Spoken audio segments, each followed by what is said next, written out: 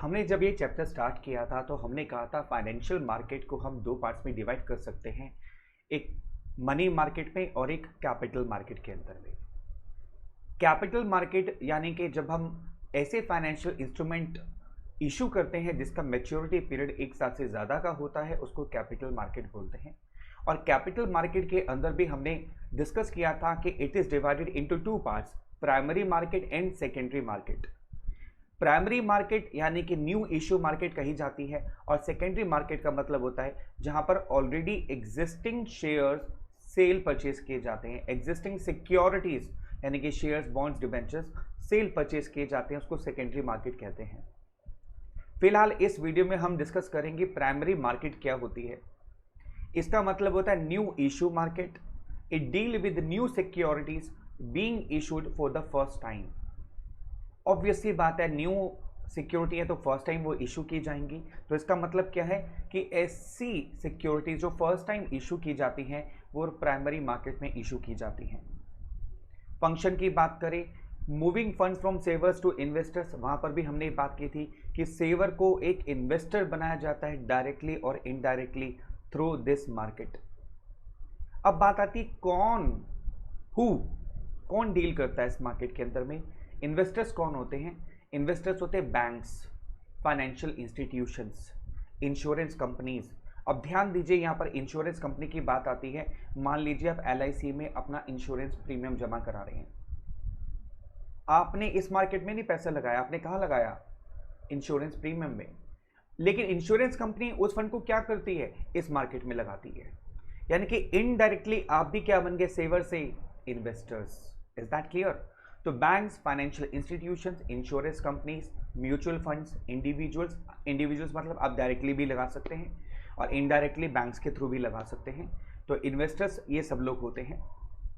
कई बार ये question 1 number का भी आता है, name to investors of primary market, आ सकता है 1 नंबर में। किस फॉर्म में पैसा लगाया जाता है प्राइमरी मार्केट में? In the form of equity shares, preference shares, debentures, loans and deposits. इस फॉर्म में पैसा लगाया जाता है प्राइमरी मार्केट में।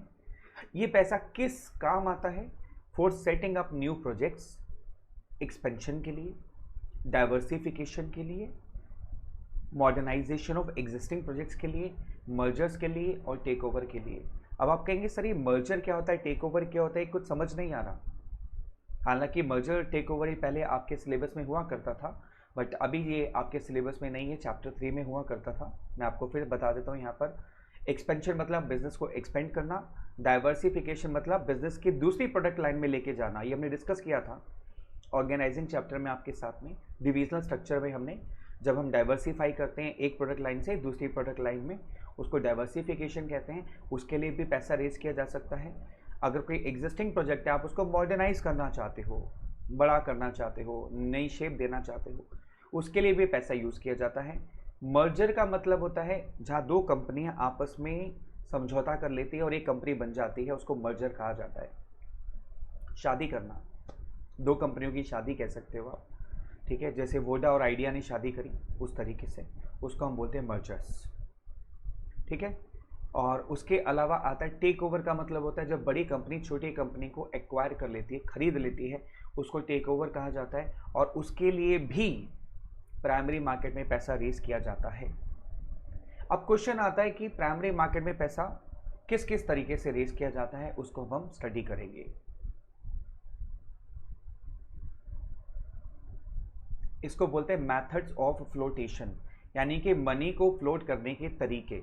यानी कि जो प्राइमरी मार्केट है उसमें जब हम पैसा रेज करते हैं, उसको कौन कौन से तरीके से हम पैसे को रेज कर सकते हैं, फ्लोट कर सकते हैं। उसमें पहला तरीका आता है offer through prospectus. It is the most popular method of raising funds. ये सबसे पॉपुलर और सबसे पुराना मेथड है पैसा रेज करने का। जब भी किसी कंपनी को मार्केट से शेयर इशू करने होते हैं, नए लोगों को लुभाना होता है ताकि वो उनकी कंपनी में पैसा इन्वेस्ट करे, एक बड़ा ही सुंदर सा प्रोस्पेक्टस तैयार किया जाता है। जिस तरीके से मेरे हाथ में एक ये बुकलेट है, आप देख पा रहे हैं, इस तरीके से बहुत सुंदर सा प्रोस्पेक्टस होता है जिसके अंदर बहुत सारी चीज़ें होती हैं, जिसके अंदर लिखा होता है कंपनी के बारे में, बड़ी बड़ी लंबी लंबी बातें लिखी होती हैं कि हमारी कंपनी क्या करती है, हमारी कंपनी ने क्या क्या चीज़ें कि हमारी कंपनी का प्रॉफिट कितना था, हमारी कंपनी ने कितना पैसा कमाया, कौन कौन से प्रोजेक्ट हमारी कंपनी के पास है, कौन कौन से अप्रूवल्स है, लाइसेंस हैं, मार्केट शेयर कितना बढ़ा है, ये सारी बातें लिखी जाती हैं।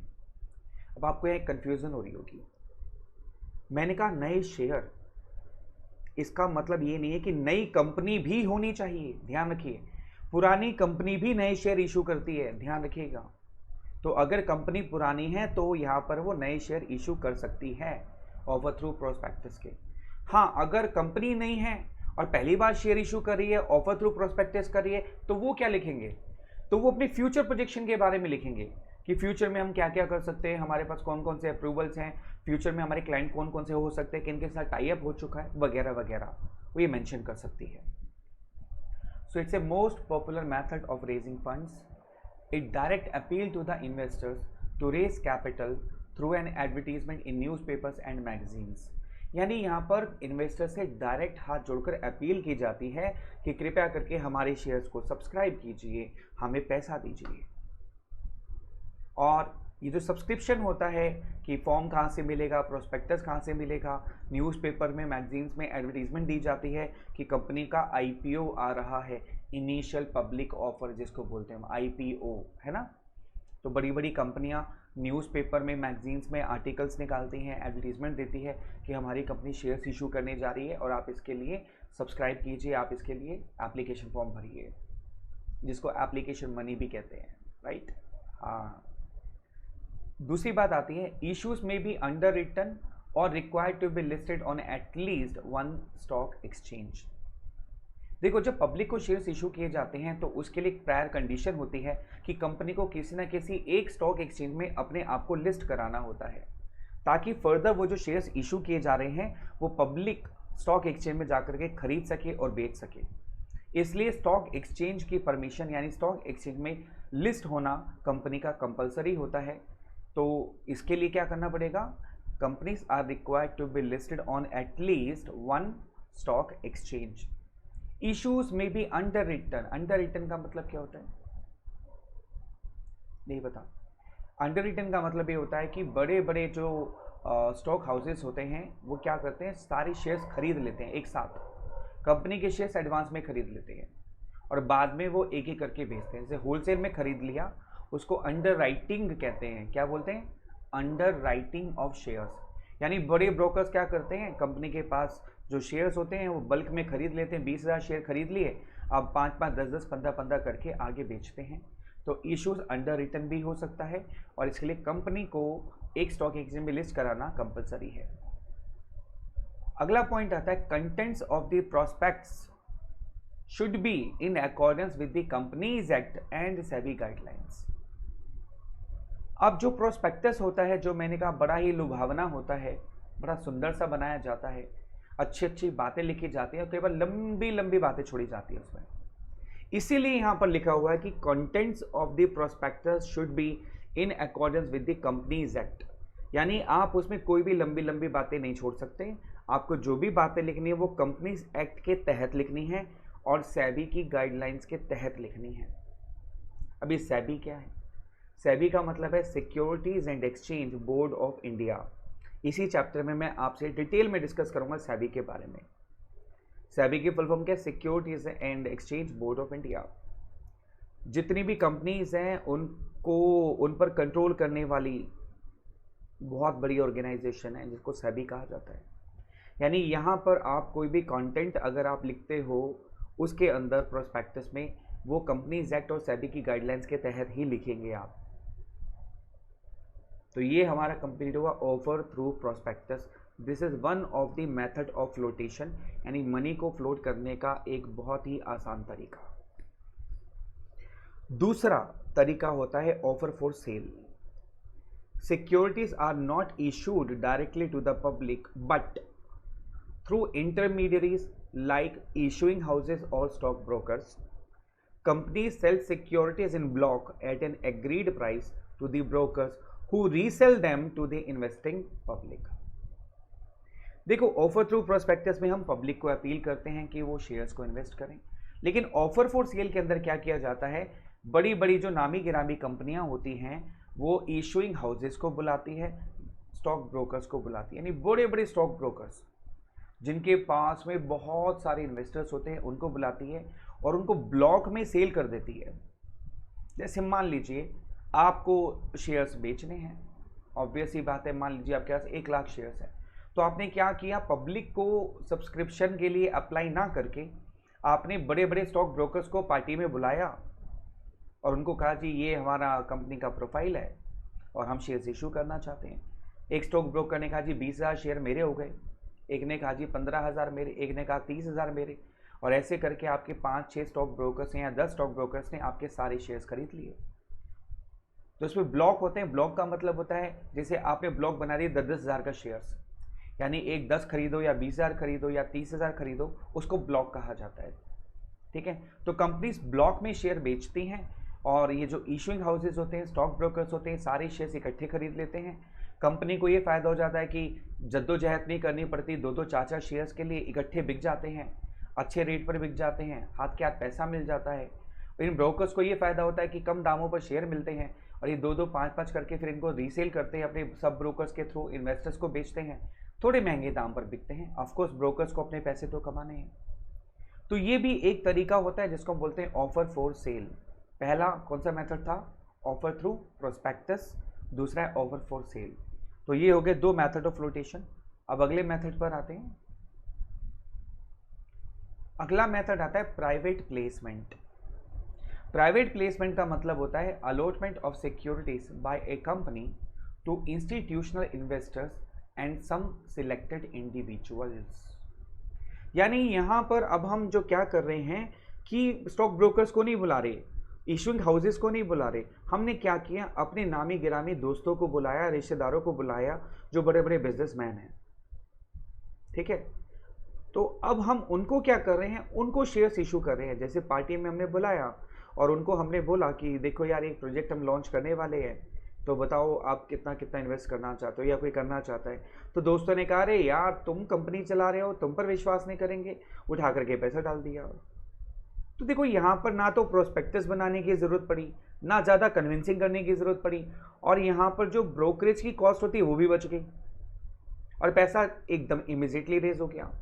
इसको बोलते हैं private placement, allotment of securities by a company to institutional investors और सम सिलेक्टेड इंडिविजुअल्स। यानी कि आपने कुछ इंडिविजुअल सिलेक्टेड इंडिविजुअल्स को बुलाया, उनसे पैसा रेज कर लिया। Raise capital more quickly than a public issue. Of course public issue अगर आप रेज करते हो तो लंबा प्रोसेस होता है, यहाँ पर पैसा जल्दी रेज हो जाता है। हाँ, यहाँ पर भी आपको शेयर्स इशू ज़रूर करने पड़ेंगे उनको। ठीक है, शेयर्स कॉस्ट ऑफ फ्लोटेशन, यानी कि मनी को जो फ्लोट करने की जो कॉस्ट होती है वो बच जाती है यहाँ पर। ऑब्वियसली बात है, पैसा बच गया ना आपको एडवर्टीजमेंट करने की ज़रूरत पड़ी, ना प्रोस्पेक्टस छपवाने की ज़रूरत पड़ी, ना कन्विंसिंग करने की ज़रूरत पड़ी। थोड़ा बहुत कन्विंसिंग होती है लेकिन पैसा काफ़ी बच जाता है यहाँ पे। इसको बोलते हैं प्राइवेट प्लेसमेंट। चौथा मेथड होता है राइट्स इशू। मैं एक एग्जांपल देता हूँ।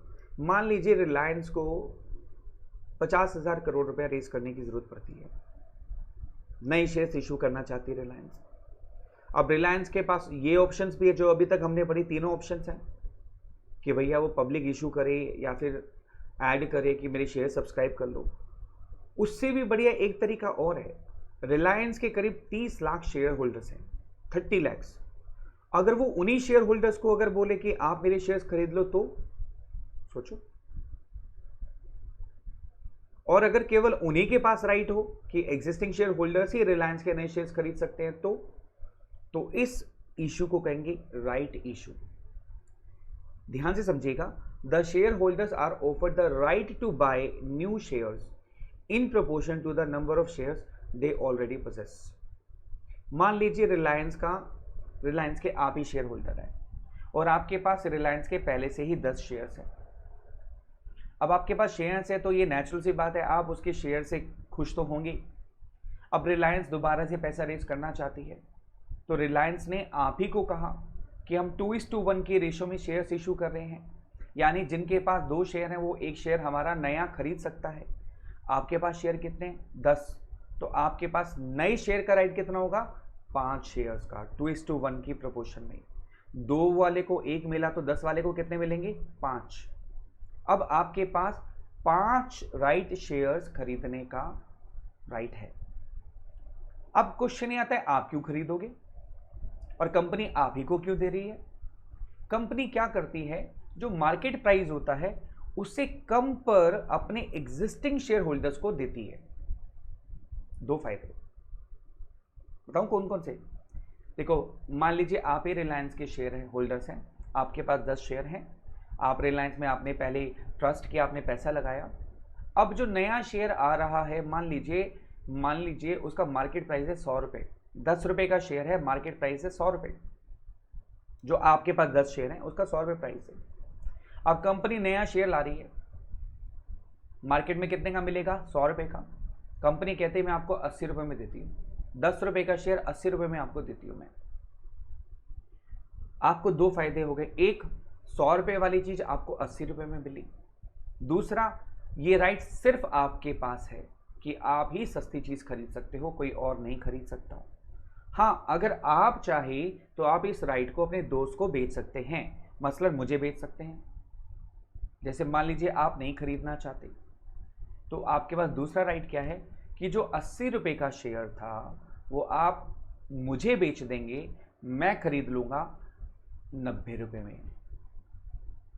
यानी कि 80 रुपये मैं कंपनी को दूंगा, 10 रुपये आपको दे दूंगा, तब भी मुझे भी फायदा है, मुझे 10 रुपये सस्ता मिल रहा है। और आपको क्या फायदा हो गया? 10 रुपये पर शेयर फ्री में मिल गए आपको। तो दो फायदे होते हैं राइट के अंदर में, दो राइट छिपे हैं, एक शेयर्स को खरीदने का राइट, दूसरा उस राइट को बेचने का राइट।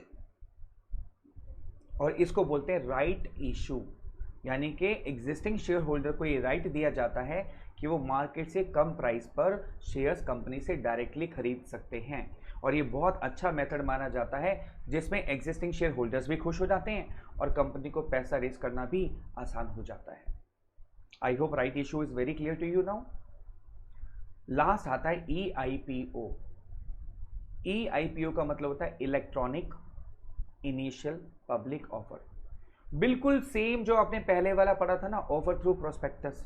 मान लीजिए इस प्रोस्पेक्टस में बहुत सारी बातें लिखी हुई हैं और इन सारी बातों को अगर मैं एक वेबसाइट पे डाल दूं, इलेक्ट्रॉनिक फॉर्म में डाल दूं और आपका फॉर्म भी ऑनलाइन कर दूं, आपकी प्रीमियम की जो पेमेंट है, एप्लीकेशन की जो पेमेंट है वो भी ऑनलाइन कर दूं, absolutely that is called EIPO। Nothing, no difference. यानी कि फिजिकल फॉर्म में आपको फोल्डर या फॉर्म ना देकर के हमने इलेक्ट्रॉनिक फॉर्म में आपको ऑनलाइन फॉर्म दे दिया। उसी में कंपनी के पूरा प्रोस्पेक्टस लिखा हुआ है, आप पढ़ सकते हो। उसी में आप एप्लीकेशन फॉर्म लिखा हुआ है, आप भर सकते हो। वहीं पर पेमेंट का ऑप्शन है, आप एप्लीकेशन मनी भी पे कर सकते हो। और इसको हम बोलते हैं EIPO, electronic IPO, initial public offer. Issue of capital to the public through the online system of the stock exchange. Process is done by brokers registered with SEBI for the purpose of accepting application। यानी इस case में registered broker जो होते हैं SEBI के, वही application को accept करते हैं and placing orders with the company, और वो कंपनी के पास ऑर्डर प्लेस करते हैं। यानी सारा का सारा ऑनलाइन सिस्टम जो रजिस्टर्ड ब्रोकर होता है SEBI के पास में, उसके थ्रू किया जाता है, लेकिन ये सारा प्रोसेस ऑनलाइन होता है। इसको बोलते हैं EIPO। तो यहाँ पर हमारी प्राइमरी मार्केट खत्म होती है। प्राइमरी मार्केट में 5 ही मेथड है और वो 5 ही मेथड आपको याद करने हैं सिर्फ। Is that clear? अब पैसा निकालने के लिए रस्सी की जरूरत होती है, जैसे कुएं से पानी निकालने के लिए रस्सी की जरूरत होती है, वैसे ही पैसा निकालने के लिए भी हमें रोप की जरूरत होती है। उसको बोलते हैं रोप्स, ROPES। यानी कि 5 मेथड पानी निकालने के, यानी कि लोगों से पैसा निकलवाने के, उसको बोलते हैं रोप्स, ROPES। R से राइट्स इशू, O से ऑफर थ्रू प्रोस्पेक्टस, P से प्राइवेट प्लेसमेंट, E से EIPO, electronic initial public offer, और S से offer for sale. So these are the 5 methods. और यहाँ पर हमारा टॉपिक कंप्लीट होता है प्राइमरी मार्केट।